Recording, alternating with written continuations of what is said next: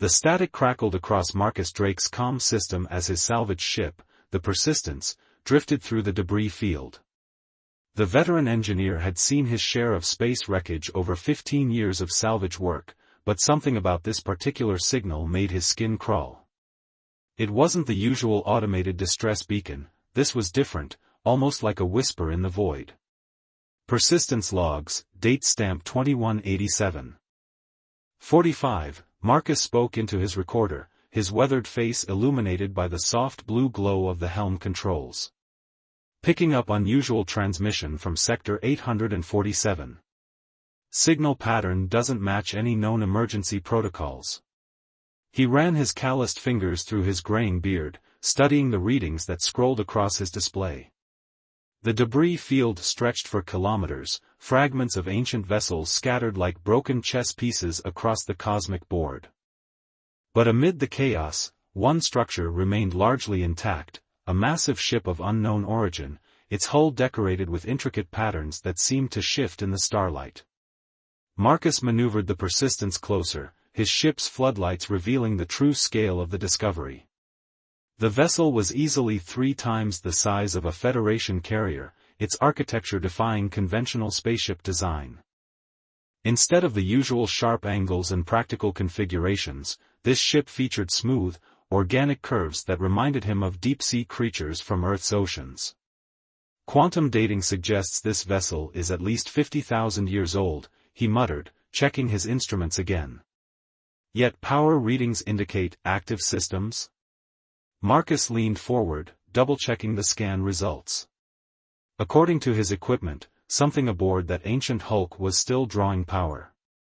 The Persistence's AI chirped a warning. Caution, unknown energy signature detected. Configuration does not match known technological profiles. Run a comparative analysis, Luna, Marcus commanded his ship's AI. What's the closest match? Processing. Closest approximate match is biological in nature. Energy pattern shares similarities with neural networks, but at a scale unprecedented in recorded xenobiological studies. Marcus felt his pulse quicken.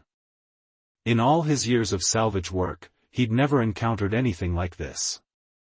The responsible course of action would be to log the coordinates and alert the Federation Science Division. But something about this discovery called to him, like a mystery begging to be solved. He began the docking sequence, the Persistence's adaptive airlock extending to match the alien vessel's unusual port configuration. Luna, maintain continuous scans and keep the engines in standby mode. If anything feels off, we disconnect immediately. Acknowledged. But Marcus, I must note that this course of action violates standard salvage protocols for unidentified vessels. He smiled despite himself. When has that ever stopped us before? The airlock cycled with a hiss, and Marcus stepped into the alien ship. His boots magnetically locked onto the metal floor as he activated his suit's external lights. The beam cut through centuries of darkness, revealing corridors that seemed to pulse with faint bioluminescence. The walls were covered in symbols that defied description, not quite hieroglyphics, not quite circuit patterns, but something in between. As his light passed over them, they seemed to respond, dimly glowing in its wake. Luna, are you getting this? Marcus whispered, his helmet cam recording everything. These markings, they're reacting to our presence. Affirmative. Detecting mild electromagnetic responses to external stimuli.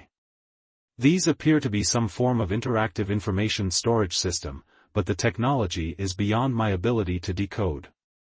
Marcus continued deeper into the ship, following the strengthening energy signature. The corridors twisted in ways that seemed to defy Euclidean geometry, leading him deeper into the heart of the vessel. After what felt like hours of exploration, he found himself in what appeared to be a central chamber.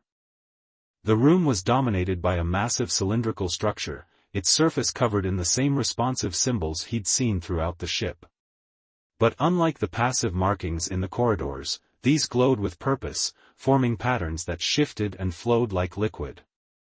At the center of the cylinder was a transparent section, and within it, suspended in some kind of field, was a form that made Marcus's breath catch in his throat.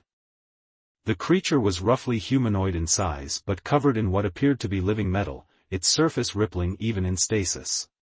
Its limbs were long and articulated in impossible ways, and where its face should have been, there was a complex arrangement of sensory organs that Marcus couldn't begin to comprehend. "Luna," he breathed, "are you seeing this?"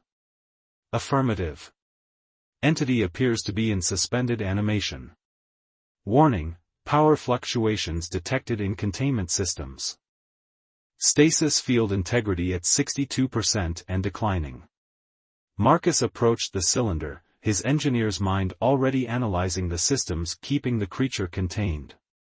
The design was elegant but failing, connections degraded by millennia of neglect. He could see where emergency power systems had kicked in, then failed, one by one, until only the primary stasis field remained. This isn't just a ship, he realized, speaking aloud as the pieces fell into place. It's a prison transport. And whatever's in that pod, it's not just cargo. It's a prisoner. As if in response to his words, the creature in the pod twitched, its metallic skin rippling like mercury. The symbols around the chamber pulsed faster, more urgently, and Marcus felt an overwhelming sense that he stood on the precipice of a decision that would change everything. He should leave. Alert the authorities. Let the xenoarchaeologists and military handle this discovery. That would be the safe choice. The smart choice. Instead, Marcus Drake pulled out his diagnostic tools and began to study the failing stasis systems, driven by a curiosity that overwhelmed his caution. After all, he told himself, if the containment failed on its own, whatever was inside would be released anyway. At least this way, he could control the process, understand it. He had no way of knowing that this decision would set in motion events that would challenge not just his survival, but his understanding of life itself. Marcus's diagnostic tablet chirped as it completed its analysis of the stasis pod's control systems. The ancient technology was incredibly sophisticated, but the principles behind it weren't entirely alien to his experienced eye. 15 years of salvage work had taught him that even the most advanced systems followed certain universal engineering constants. "Luna, feed these readings directly to my neural interface," he commanded, his augmented vision overlaying the diagnostic data across his field of view.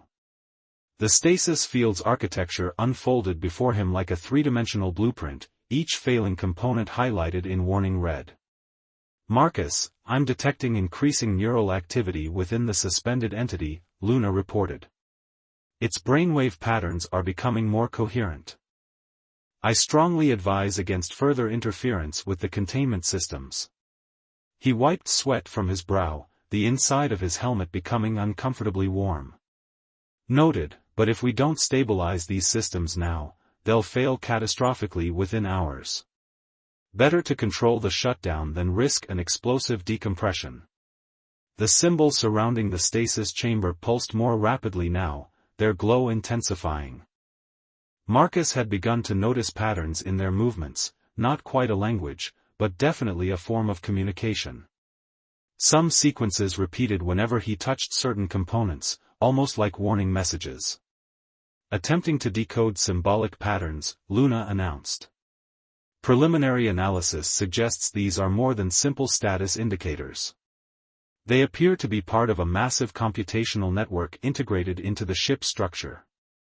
Marcus traced his fingers along a particularly complex sequence of glyphs. "They're not just computers, Luna. These patterns, they're alive. The whole ship is some kind of biomechanical hybrid." He pulled up the ship's structural scans on his display. "Look at these power conduits, they're growing, adapting to the deterioration. That's why the containment systems have lasted this long." As if responding to his understanding, the symbols near his hand rearranged themselves, forming new patterns. A surge of energy rippled through the chamber, and the stasis pod's outer shell became more transparent, giving Marcus a clearer view of the creature within. The being's metallic skin had taken on a more fluid appearance, rippling with colors that shouldn't exist in normal space. Its limbs twitched occasionally, like a dreamer approaching wakefulness. But it was the creature's face, if it could be called that commanded Marcus's attention. The arrangement of sensory organs he'd noticed earlier was shifting, forming and reforming into different configurations. "Luna, are you recording these changes?" "Affirmative." Entity appears to be responding to external stimuli despite containment. "Caution, detecting quantum entanglement signatures in its cellular structure. This being exists partially outside conventional spacetime." Marcus's hands moved across his diagnostic tools with practiced efficiency, but his mind was racing. The implications of Luna's readings were staggering. This wasn't just an alien prisoner, it was something that defied the known laws of physics. A sudden power surge caused the chamber's symbols to flare blindingly bright. Marcus stumbled back, his diagnostic tablet screaming warnings. "Luna! What's happening? Primary containment field is destabilizing. Secondary systems attempting to compensate, but the strain is causing a cascade failure in the ship's power grid." The creature in the pod convulsed, its metallic skin blazing with internal light. The chamber's symbols were moving so fast now they appeared to be liquid fire running along the walls. Marcus could feel the vibrations through his boots as the ancient vessel groaned under the stress. "Options, Luna. Give me options." His ship's AI responded instantly, 3 potential courses of action. 1. Attempt emergency shutdown of all containment systems. Risk of explosive feedback, but might prevent catastrophic failure. 2. Redirect power from the persistence to stabilize the field. High risk of draining our systems completely. 3. Initiate emergency disconnect and retreat to safe distance. Marcus's engineer's instincts warred with his survival instinct. The rational choice was to run, to get back to his ship and put as much distance between himself and this situation as possible. But if he did that, the containment would certainly fail, and whatever this being was would be loose in the galaxy with no one knowing its capabilities or intentions. "Luna, begin power transfer from the persistence. Route it through my diagnostic tools, I can use them to modulate the flow. Warning, this action may result in total systems failure of both vessels. Recommend immediate evacuation." Marcus gritted his teeth, making adjustments to his equipment. Sometimes you have to risk everything to prevent something worse. Keep those power levels steady. The chamber filled with the high-pitched whine of overtaxed systems as energy flowed from the persistence into the ancient vessel's containment field.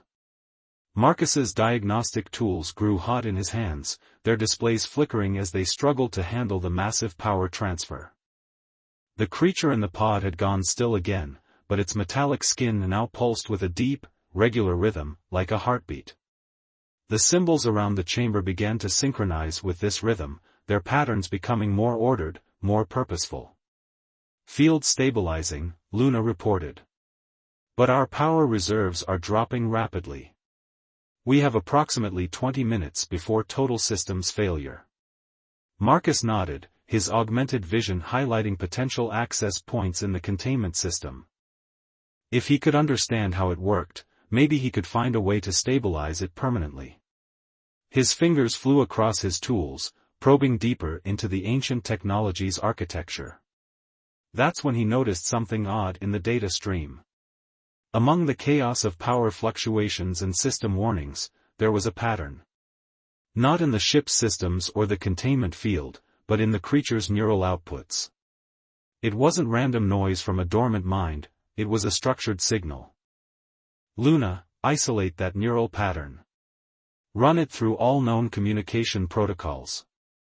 Processing. Pattern contains elements similar to quantum encryption algorithms, but far more complex. It appears to be.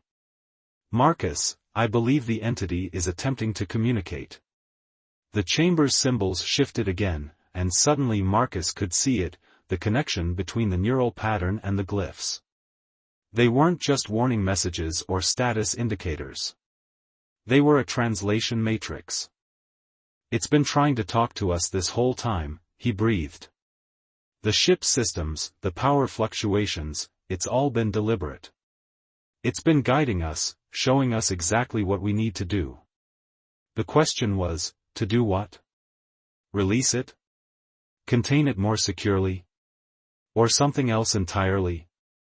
As Marcus stood there, surrounded by the pulsing symbols of an alien language he was only beginning to comprehend, he realized he was no longer just trying to prevent a containment failure. He was on the verge of making first contact with something that could either be the greatest discovery in human history, or the greatest threat humanity had ever faced. And he had less than 20 minutes to figure out which it was. The chamber's temperature dropped suddenly, frost crystallizing on Marcus's visor as the creature's neural patterns intensified. The translation matrix he discovered was evolving, the alien glyphs reorganizing themselves into increasingly complex configurations that his mind struggled to process. Power reserves at 30%, Luna warned. 15 minutes until critical failure. The entity's quantum signature is becoming more coherent.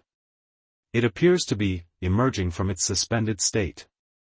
Marcus's fingers flew across his diagnostic tools, trying to make sense of the data flooding his displays. The creature's neural patterns had taken on a distinct rhythm, pulsing in sync with the ship's surviving systems. Each pulse sent ripples through the quantum field surrounding the stasis pod, distorting space itself. Luna, are you seeing this? The quantum fluctuations, they're not random. It's manipulating spacetime at a fundamental level. Confirmed. Detecting localized violations of multiple physical constants. Warning, reality coherence in chamber dropping below safe thresholds. The metallic surface of the creature's skin began to flow like liquid mercury, forming intricate patterns that mirrored the glyphs surrounding the chamber. As Marcus watched, transfixed, he realized he could almost understand what they meant. The translation matrix wasn't just decoding the alien language, it was reshaping his perception to comprehend concepts beyond human experience. A voice echoed in his mind, not sound but pure thought, freedom/hunger/purpose. Marcus staggered, his neural interface overloading from the alien consciousness touching his. Images flooded his mind, vast spaces between galaxies, ancient civilizations rising and falling, a war that raged across dimensions. He saw the being for what it truly was, a hunter created to stalk prey through the quantum foam of reality itself. Luna, he gasped, fighting to maintain his sense of self against the alien memories, initialize emergency protocols. We need to. The stasis pod erupted in a cascade of fractured spacetime. Reality twisted, folded, and shattered like glass. Marcus was thrown against the chamber wall as gravitational forces went haywire. The creature rose from its containment, its form shifting between states of matter like a living quantum uncertainty. Gratitude/anticipation/hunger. Marcus. Luna's voice cut through the chaos. The entity is consuming energy at an exponential rate. It's not just draining our power, it's feeding on the quantum potential of space itself. The hunter turned its attention to Marcus, its sensory organs reconfiguring to focus on him. In that moment, he understood the true horror of what he'd unleashed. This wasn't just a prisoner, it was a weapon, an apex predator engineered to hunt through the quantum fabric of the universe. And it had been imprisoned for a reason. Challenge/hunt/feast. The creature moved with impossible speed, its form blurring between dimensions. Marcus rolled aside as it struck, its touch leaving reality distorted in its wake. He scrambled toward the chamber entrance, his engineer's mind racing to find a solution. Luna, initiate containment protocols Beta through Delta. Route all remaining power to the ship's quantum shielding. Executing. But Marcus, our shields weren't designed to contain something like this. They won't hold for long. The hunter phased through the chamber wall as if it were mist, its metallic skin now rippling with colors that hurt to look at. Marcus sprinted down the ancient vessel's corridors, each step carrying him through spaces that seemed to twist and change as the creature's influence spread. Prey/pursuit/pleasure. The alien consciousness pressed against his mind again, but this time Marcus was ready. He focused on his neural interface's firewalls, using them to block out the worst of the psychic assault. The hunter was trying to disorient him, to make him lose his way in the shifting maze of the ship's corridors. Luna, how long until total power failure? 8 minutes. The entity's manipulation of local spacetime is accelerating the entropy of our systems. Marcus, it's not just hunting you. It's treating this whole situation like a game. He knew she was right. The creature could have killed him instantly if it wanted to. Instead, it was toying with him, testing his capabilities, learning about humanity through his desperate attempts to survive. Marcus reached a junction where 3 corridors met in geometrically impossible ways. The ship's original layout was being warped by the hunter's presence, reality reshaping itself according to alien physics. He needed a plan, and he needed it fast. The glyphs on the walls were changing too, responding to the hunter's influence. But among the chaos, Marcus noticed something: patterns within patterns, a deeper layer of meaning in the ancient ship's living architecture. Luna, scan these symbols. Compare them to the ship's original configuration. What's different? Processing. The changes appear to be systematic. The hunter isn't just distorting the ship's structure, it's rewriting its fundamental programming. The vessel's biomechanical systems are being repurposed. Marcus's mind raced as he pieced it together. The ship wasn't just a prison, it was a trap, designed to contain the hunter using its own nature against it. The ancient builders had created a system that could adapt to and counter the creature's reality-warping abilities. But he'd interrupted the process, interfered with systems he didn't understand. Now the hunter was turning those same systems to its own purpose, transforming the ship into something else entirely. Adaptation/evolution/transcendence. The hunter's thoughts boomed through his mind as it phased through a nearby wall, its form now a writhing mass of impossible geometries. Marcus felt his sanity straining as he tried to comprehend what he was seeing. The creature wasn't just breaking the laws of physics, it was rewriting them. Luna, how much power do we have left? 5 minutes at current consumption rates. But Marcus. I'm detecting something else. The hunter's manipulation of spacetime is creating a cascading effect. If it continues, it could tear open a hole in reality itself. Marcus pressed himself against a wall as the corridor ahead twisted into a Klein bottle configuration. The hunter was getting stronger, more confident in its abilities. Soon it would be ready to leave the ship and enter normal space, and he had a terrible feeling that the galaxy wouldn't survive what would happen next. He had to find a way to stop it. Not just for his own survival, but for the sake of every living thing in the universe. As the hunter's reality distortions intensified around him, Marcus Drake realized he had only one advantage left. He understood why the ancient builders had chosen this particular design for their prison. Now he just had to figure out how to make it work again, before the hunter's game turned into the apocalypse. Marcus pressed his back against a writhing wall, his mind racing as he processed everything he'd learned about the ship's design. The hunter's presence had transformed the corridors into an ever-shifting maze of impossible geometries, but within the chaos, patterns emerged. Luna, analyze the ship's power distribution from our initial scans. Compare it to current configurations. Processing. Original design featured a recursive energy matrix. Power flowed through the ship's systems in a Mobius loop configuration. Current pattern shows deterioration of this structure, but basic architecture remains. The hunter's thoughts pressed against his consciousness, understanding/admiration/anticipation. It knew he was figuring something out. The game was evolving. The prison wasn't just containing it, Marcus muttered, watching reality fracture and reform around him.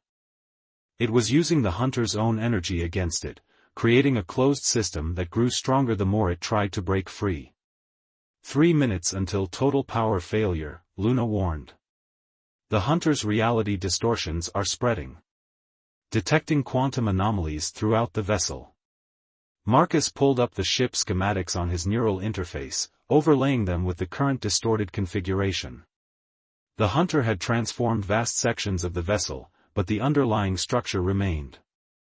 Like a palm tree bending in a hurricane, the ship's core systems were designed to flex rather than break. A plan began to form in his mind. Crazy, probably suicidal, but possibly their only chance.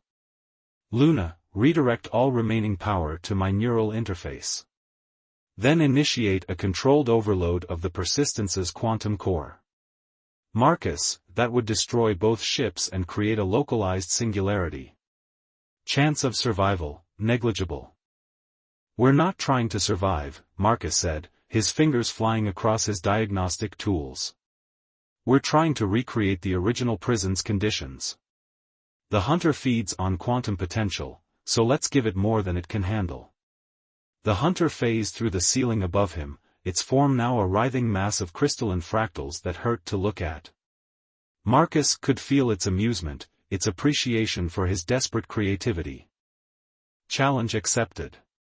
The chase resumed, but now Marcus ran with purpose. Each turn, each twisted corridor brought him closer to the ship's central power distribution node.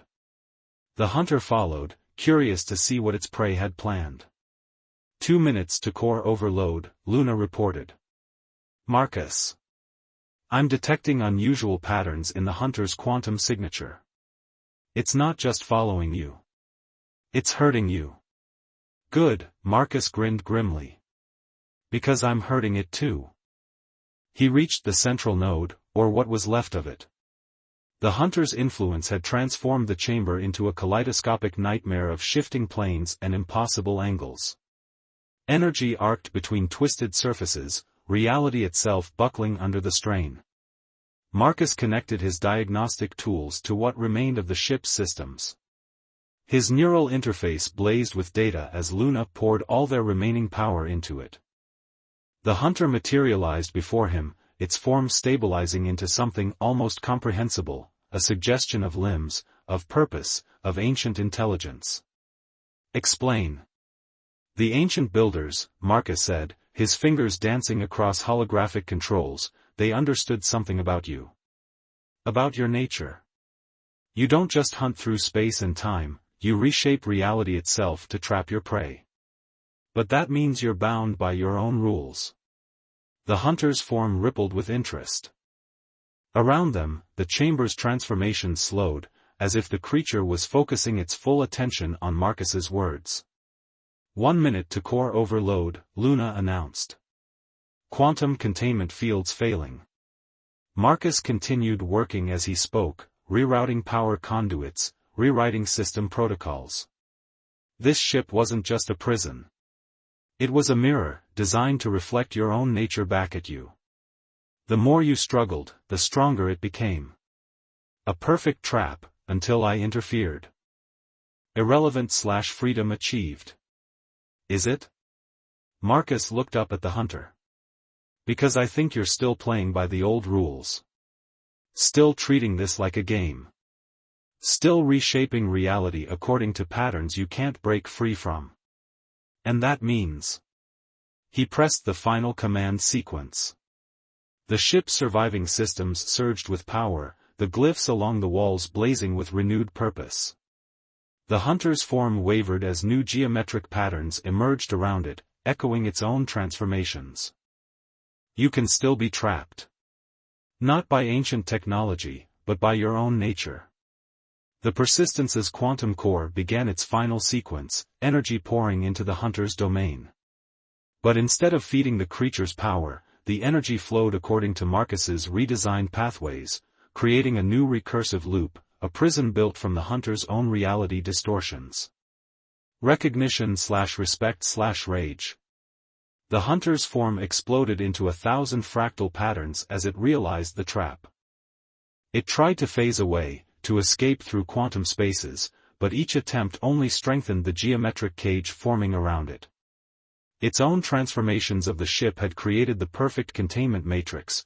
Once Marcus showed the systems how to use that power. 30 seconds to core overload, Luna reported. Quantum cascade approaching critical threshold. The hunter writhed in its geometric prison, its thoughts hammering against Marcus's mind with increasing desperation. Each attempt to break free only added new layers to its containment, its own power turning inward, creating a self-sustaining loop of causality. Marcus staggered back, his neural interface burning with the strain of coordinating the ship's surviving systems.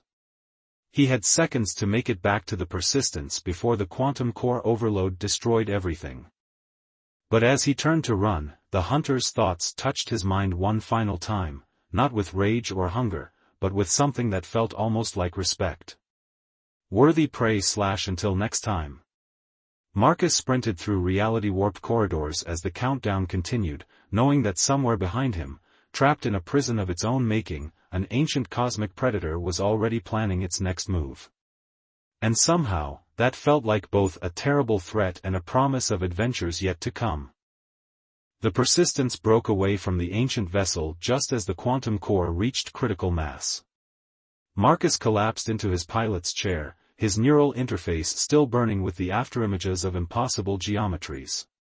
Behind him, space itself seemed to fold inward as the hunter's prison collapsed into a self-contained singularity. Core detonation in 10 seconds, Luna announced. Recommend immediate emergency jump. Marcus's hands shook as he initiated the jump sequence.